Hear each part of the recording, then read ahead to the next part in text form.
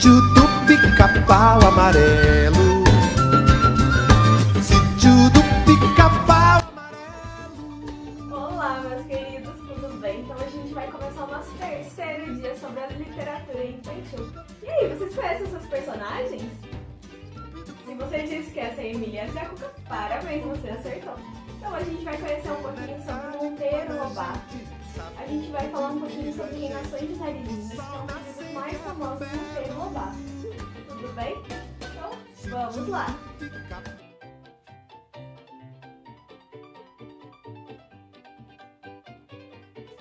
Monteiro Lobato. Monteiro Lobato é conhecido como o pai da literatura infantil no Brasil, por ter sido um dos primeiros a desenvolver um estilo de escrita com linguagem simples, onde a realidade e a fantasia estão lado a lado.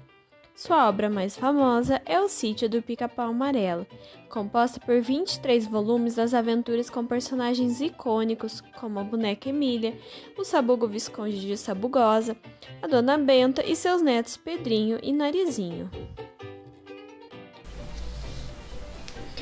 Ouça agora a história A Pílula Falante, do livro Reinações de Narizinho, de Monteiro Lobato. No outro dia, a menina levantou-se muito cedo para levar a boneca ao consultório do Dr. Caramujo. Encontrou-o com cara de quem havia comido um urutu recheado de escorpiões. — O que há, doutor? — Ah, que encontrei o meu depósito de pílulas saqueado. Furtaram-me todas. — Que maçada! Exclamou a menina aborrecidíssima. — Mas não pode fabricar outras? Se quiser, ajudo a enrolar. — Impossível. Já morreu o besouro boticário que fazia as pílulas, sem haver revelado o segredo a ninguém. A mim só me restava 100 das 1000 que comprei dos herdeiros. O miserável ladrão só deixou uma, e imprópria para o caso, porque não é a pílula falante. E agora? Agora só fazendo uma certa operação. Abro a garganta da boneca muda e ponho dentro uma falinha, respondeu o doutor, pegando na sua faca de ponta para molar. Já providenciei tudo. Nesse momento, ouviu-se uma grande barulheira no corredor. — O que será? — indagou a menina surpresa. — É o papagaio que vem vindo, declarou o doutor. — Que papagaio, homem de Deus? Que vem aqui fazer esse papagaio? Mestre Caramujo explicou que, como não se houvesse encontrado suas pílulas, mandara pegar um papagaio muito falador que havia no reino. Tinha de matá-lo para extrair a falinha que ia por dentro da boneca. Narizinho, que não admitia que se matasse nem formiga, revoltou-se contra a barbaridade. — Então não quero. Prefiro que a Emília fique muda para toda a vida a sacrificar uma pobre ave que não tem culpa de coisa nenhuma.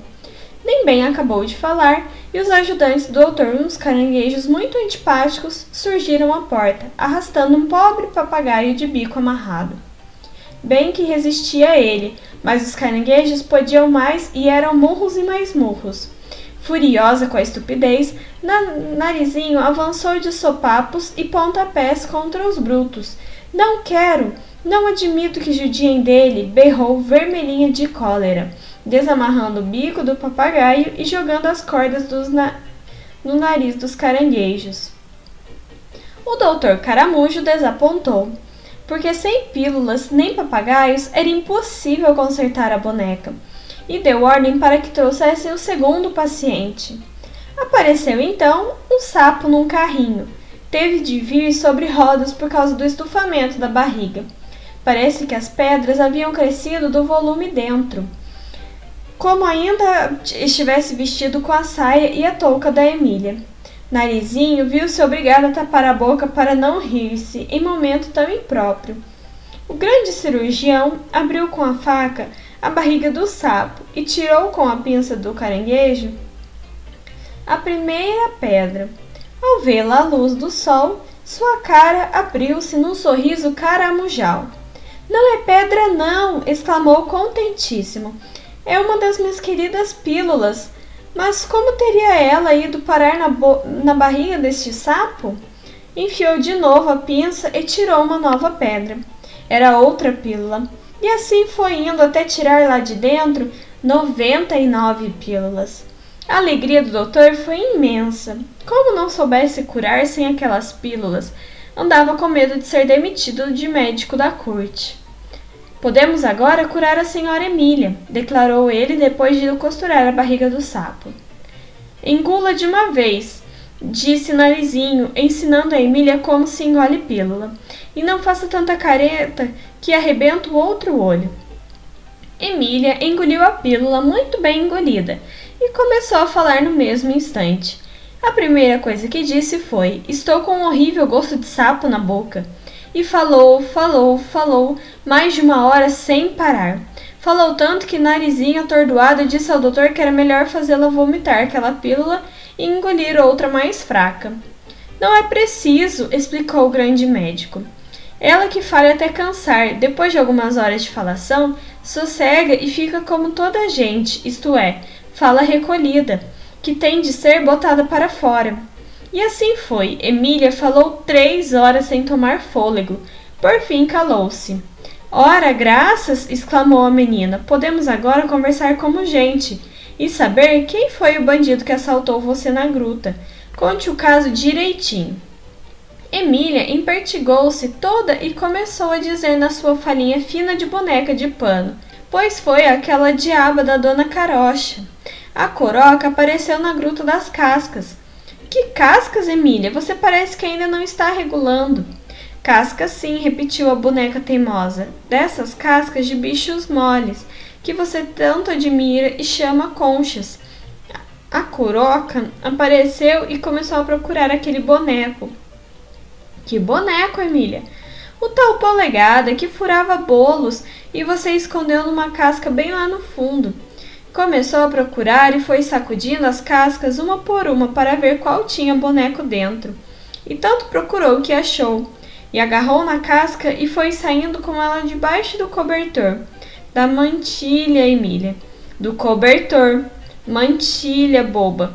Cobertor. Foi saindo com ela debaixo do cobertor e eu vi e pulei para cima dela. Mas a Coroca me unhou a cara e me bateu com a casca na cabeça, com tanta força que dormi. Só acordei quando o doutor Cara de Coruja... Doutor Caramujo, Emília. Doutor Cara de Coruja. Só acordei quando o doutor Cara de Corujíssima me pegou de liscabão. Beliscão, emendou o Narizinho pela última vez, enfiando a boneca no bolso. Viu que a fala da Emília ainda não estava bem ajustada, coisa que só o tempo poderia conseguir. Viu também que era de gênio teimoso, asneirenta, por natureza. Passou a respeito de tudo de um modo especial todo seu. Melhor que seja assim, filosofou Narizinho. As ideias de vovó e tia Anastácia a respeito de tudo são tão sabidas que a gente já as adivinha antes que elas abram a boca. As ideias de Emília hão de ser sempre novidades. E voltou para o palácio, onde a corte estava reunida para outra festa que o príncipe havia organizado.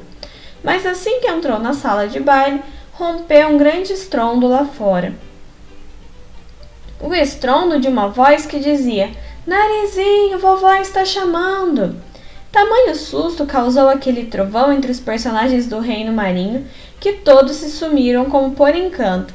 Sobreveio então uma ventania muito forte que envolveu a menina e a boneca, arrastando-as do fundo do oceano para a beira do ribeirãozinho do pomar. Estavam no sítio de Dona Benta outra vez.